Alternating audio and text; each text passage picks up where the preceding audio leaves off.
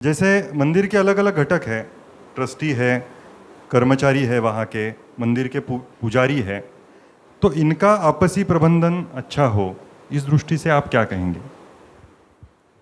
देखिए, सबका अपना अपना स्वार्थ है। एक रामायण में बड़ी अच्छी चौपाई है कि सुर नर मुनि सब की यह रीति, स्वार्थ लागी करें सब प्रीति। नॉर्मली देखा जाता है कि कहीं न कहीं सबका अपना स्वार्थ होता है। किसी का भगवान मिले वो स्वार्थ होगा, किसी का धन मिले वो स्वार्थ होगा, किसी की समाज सेवा स्वार्थ है। तो कहीं न कहीं कुछ न कुछ चीज़ें तो हैं।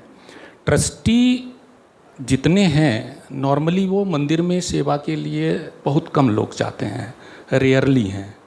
अदरवाइज़ एक पुजारी रख लेते हैं। मंदिर तो बनवाने का वन टाइम इन्वेस्टमेंट है, वो एक बार पैसा खर्च कर लेते हैं।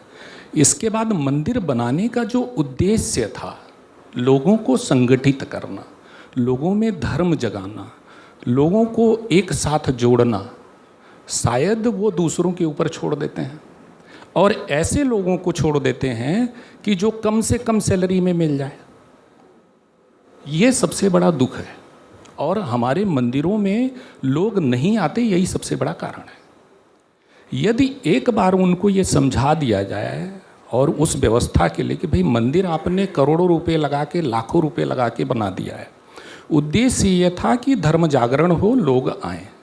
वहाँ पे यदि अच्छा पुजारी नहीं होगा भी, यदि वो एक मंत्रोच्चार भी सही नहीं कर सकते हैं, तो लोगों को क्या समझाएंगे?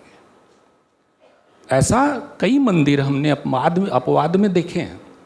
और चूंकि अभी मैं ट्रेनिंग दे रहा हूँ, तो मैं देखता हूँ कि एक मंत्र भी कुछ पुजारियों को बोलने की, मैं दुख के साथ ये कहता हूँ कि एक अभी चाणक्य दिवस पे एक प्रोग्राम ऑर्गेनाइज हुआ था, प्रश्नोत्तरी, धार्मिक प्रश्नोत्तरी, रायपुर में ही हुआ था। उसमें एक कथावाचक आए थे, नए एज के ही थे। उनसे पूछा गया विष्णु जी के 10 अवतार कौन हैं, सीरियली बताना था। नहीं बता पाए।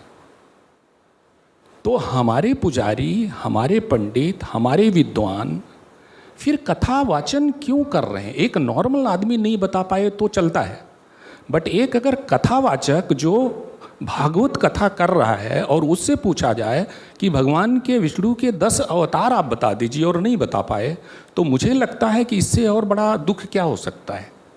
तो उनको ट्रेनिंग की आवश्यकता ये है कि आप वैदिक रीति रिवाज भी जानिए, क्योंकि कोई भी मंत्रोच्चार में जो ध्वनि तरंगें होती हैं उसी का महत्व है।